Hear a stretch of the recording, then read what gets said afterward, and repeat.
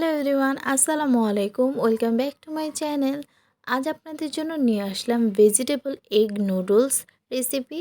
অনেকগুলো সবজি আর ডিম দিয়ে আজকে আপনাদের নুডলস তৈরি করে দেখাবো। বিকেলের নাস্তা বা সন্ধ্যা আপনারা কিন্তু এই নুডলসটা তৈরি করে খেতে পারেন। আর এখন যেহেতু শীত চলছে, তো এখন প্রায় অনেক সবজি পাওয়া যায়, তো সেই সব সবজি দিয়ে কিন্তু খুবই ইজিলি আপনারা এই নুডলসটা তৈরি করতে পারবেন। চলুন রেসিপিটি দেখে আসি।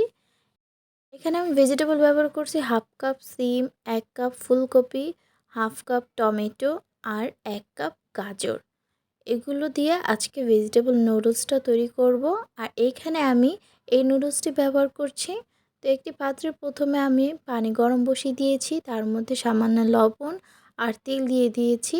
এরপর পানিটা বলক চলে আসলে তার মধ্যে নুডলসগুলো দিয়ে দিব। নুডলস সিদ্ধ করার সময় পানির মধ্যে সামান্য তেল দিয়ে দিলে নুডলসগুলো একটার সাথে আরেকটা লেগে যায় না, নুডলসগুলো খুব ঝরঝরে থাকে। তাই নুডলসগুলো সিদ্ধ করার সময় পানির মধ্যে একটু তেল দিয়ে দিবেন। আর নুডলসগুলো এখানে আমার সিদ্ধ হয়ে গিয়েছে। তারপর আমি নুডলসগুলোকে নামিয়ে ঠান্ডা পানিতে ওয়াশ করে নিয়েছি। এরপর একটি প্যানের মধ্যে 3 টেবিল চামচ তেল দিয়ে তার মধ্যে 2টা ডিম দিয়ে একটু লবণ দিয়ে এখন ডিমগুলোকে স্ক্রাম্বল করে নিব। যেহেতু আমি এগ ভেজিটেবল নুডলস তৈরি করছি, তাই এখানে আমি ডিম 2টা ব্যবহার করছি। ডিমগুলো এরকম করে স্ক্রাম্বল করে নামিয়ে নিব। তারপর আরেকটি কড়াইয়ের মধ্যে আমি 1/4 কাপ তেল দিয়ে তার মধ্যে 1/4 কাপ পেঁয়াজ কুচি দিয়ে কিছুক্ষণ নেড়ে চেড়ে তেলের মধ্যে পেঁয়াজটা ভেজে না হয়ে গেলে তার মধ্যে দিয়ে দিব ফুলকপিগুলো আর গাজরগুলো। কারণ ফুলকপি আর গাজর একটু সিদ্ধ হতে সময় লাগে, তাই এইগুলো আগে একটু তেলে ভেজে নেব। তো এখন ফুলকপি আর গাজরগুলো নেড়ে চেড়ে তেলের মধ্যে কিছুক্ষণ ভেজে নিব।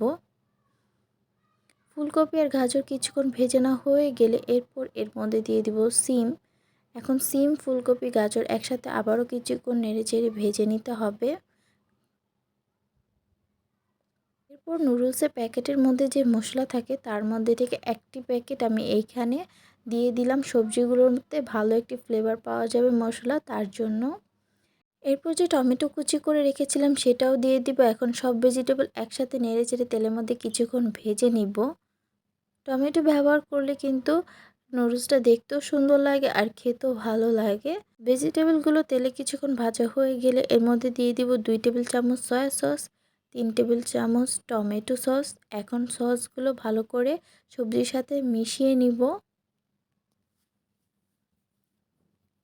এরপর এর মধ্যে দিয়ে দিব কাঁচামরিচ কুচি। ঝাল আপনারা যতটুকু দিতে পছন্দ করেন সেই অনুযায়ী কাঁচামরিচ কম বেশি করে দিতে পারেন।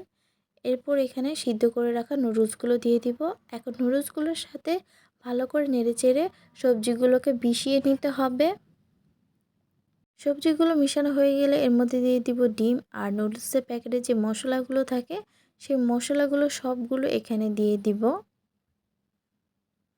এখন ডিম, মশলা, নুডলস একসাথে ভালো করে নেড়েচেড়ে কিছুক্ষণ মিশিয়ে নিতে হবে আর 4-5 মিনিটের মতো রান্না করে নিতে হবে। 4-5 মিনিট রান্না হয়ে গেলে নুডলসগুলোর মধ্যে এখন ধনেপাতা কুচি দিয়ে দিব। এখন নুডলসগুলোর সাথে ধনেপাতা কুচি ভালো করে নেড়ে চেড়ে 2-3 মিনিটের মতো আবার রান্না করে নিয়ে নামিয়ে নিলেই কিন্তু হয়ে গেল ভেজিটেবল নুডলস। এই তো আমার এগ ভেজিটেবল নুডলস কিন্তু তৈরি।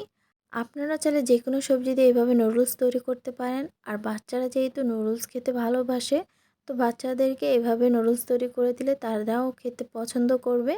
তো আশা করি আজকের রেসিপিটি আপনাদের কাছে ভালো লেগেছে।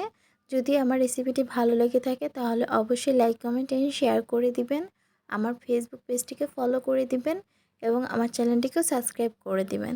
আর দেখা হবে নতুন কোনো ভিডিওতে। ততক্ষণ ভালো থাকুন, সুস্থ থাকুন। আল্লাহ হাফেজ।